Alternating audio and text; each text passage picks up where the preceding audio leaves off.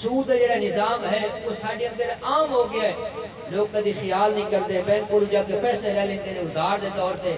چلو جی 50,000 لے لیا، 60,000 سا واپس کر دیں گے. میرے نبی نے فرمایا سب تو چھوٹا گناہ جڑا سود ہے فرمایا وہ ہے کہ فرمایا 70 وارہ اپنی سکی ماں دے نال بدکاری کرنے. استغفر اللہ دا قرآن فرماتا ہے. اشر فرمایا فصل دے جو 20واں حصہ فرمایا غریباں یتیماں مسکیناں دے. فرمایا اللہ تبارک و تعالیٰ نے رکھیا ہے تاکہ تواڈے مال نو تواڈی فصل نو پاک کر دیتا جاوے.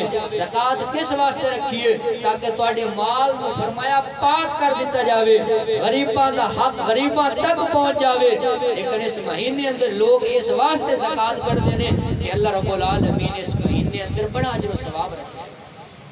لیکن لوگ پھر بھی توجہ نہیں دیتے انہاں گلاں تے. فصل چکی ہے اس دے وچوں جڑا حصہ ہا نا 20واں وہ بھی پورا نہیں کٹیا.